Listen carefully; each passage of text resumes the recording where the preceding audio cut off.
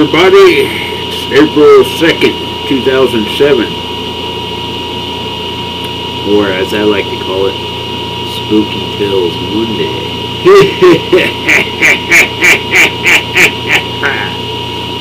Anyhow, hope you're having a great Monday. For mine has been pretty manic. I quit my job last night after a 2-hour meeting at the beginning of my shift that explained that not only were they no longer going to have overtime, they're going to cut the hours down to 34, 37 hours, something like that, a week, and shift work instead of regular compressed schedule. So I'd be working 5 days a week instead of the 3 I am now. So that, and on the fact that they may or may not have work for me one night during the week, which means I might not even get 30 hours a week. After all that, and trying to figure out, during the meeting, if I'd have enough to pay my bills, I decided I didn't want to get stuck in another dead-end job, because I would stay there and continue working hard and very little money and not get ahead. So I said, I quit. Went home early. Got a good night's sleep. Then had to go talk to the manager, because Friday's blog I explained that they called saying that they were going to raise my rent. Now, I didn't pay enough. They claim I still owe them $45. But my lease says that I have ended February 28th.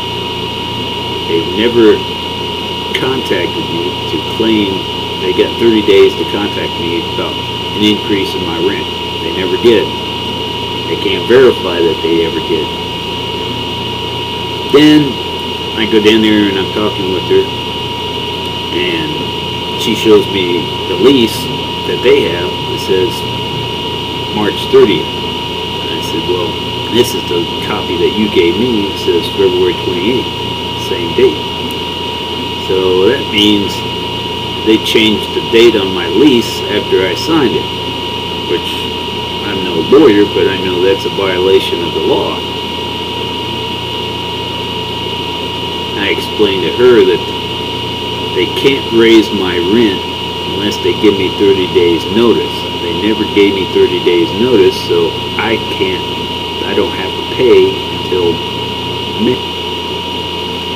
Well, for this week's collection of spooky tales, I collected them from www.graveaddiction.com.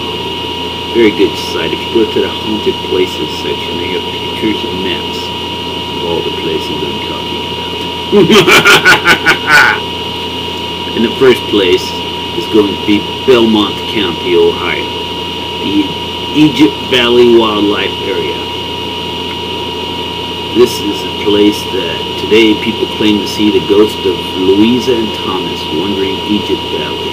Louisa is often seen weeping near her grave at nearby Salem Cemetery, or at the spot of her murder. There's a stone marker at that spot of the murder.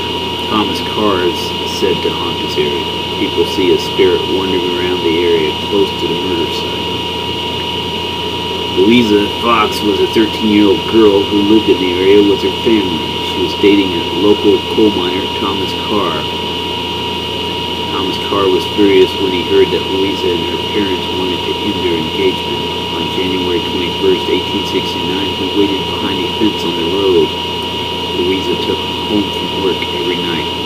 He finally saw her walking down the road with Willie, her little brother. Thomas sent Willie home so he could talk to Louisa. They didn't talk much. He kissed her, then slit her throat with a razor and stabbed her 14 times. He threw her body in a nearby ditch and hid at the local bank. Interesting. Very interesting. Other ghost stories associated with Egypt Valley aren't quite as grisly. Many people claim to see packs of dogs, hellhounds or devil dogs running through the area. You can supposedly hear them growling and howling. I guess they guard the many cemeteries in the area. There is also an interesting story of a truck driver who crashed into a cemetery near the lake when he fell asleep at the wheel. The truck driver was not killed, but he did lose his arm. The arm now haunts this cemetery. Hey. She has to talk to her boss to sort it all out and get back with me, but very perturbed about that. Ran some errands. But I promised you spooky tales, and we shall have them. And the nails can be heard clicking over the gravestones on quiet nights. And finally, mysterious house that appears at night. There are always 7 red candles burning in the windows, but it disappeared when people approach. And then we move to Charleston, South Carolina, Provost Dungeon. The Provost Dungeon is located under the old Exchange Building, which is located at 122 East Bay Street in Charleston, South Carolina. The Provost Dungeon was built in 1781. It has a brick barrel vaulted ceiling that has been standing for many years. It has survived wars and hurricanes. The dungeon was used as a prison, and the conditions were absolutely horrible. It was cold, damp, and the sick people were mixed with the healthy people. Both men and women who were accused of giving inside intelligence to the Americans were incarcerated by the British here. Many of the people never made it out of the dungeon. In 1966, after years of renovation work, the Provost Dungeon was opened as a museum. Today, the Provost Dungeon is supposedly haunted. Many people hear crying and moaning, and many also witness chains and lights swinging back and forth by themselves for no reason. With the horrible conditions the prisoners were forced to live in, it would make sense that this place would be haunted. And we move on to Savannah, Georgia. Wright Square. Wright Square is located at Bull Street and President Street in Savannah, Georgia. Wright Square was laid out in 1733 and is home to William Washington Gordon and Tomo Chichi monuments. Tomo Chichi, a Yamacraw Indian chief, is actually buried here. His body originally buried under the present-day Gordon Monument, but when the monument was constructed, his body was moved. Wright Square is supposedly haunted by the ghost of Alice Riley. Alice Riley was an indentured servant who arrived in America in December 1733. She was sent to work with for William Wise, along with her husband Richard White. Mr. Wise was a horrible man to work for each day he ordered the 2 servants to bathe and groom him. In March 1734, Richard and Alice had all they could take. While grooming Mr. Wise that day, they held his head in a bucket of water until he drowned. They fled the house, but were eventually caught while hiding on the Isle of Hope.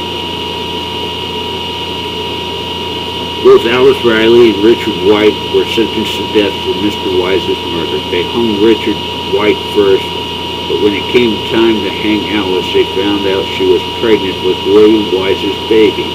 They waited 8 months before hanging her until after the baby was born. Alice was hung on January 19, 1735. Her body was left hanging on the gallows for 3 days. She maintained her innocence until death. Unfortunately, her baby died only 45 days later.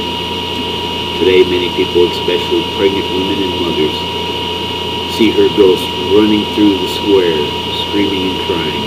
When they approach her spirit, she tells them she is looking for her baby. When they turn around, she is gone. Also, many claim she is the reason no Spanish moss grows around the spot of her death. Legend has it that Spanish moss will not grow where innocent blood has been spilled.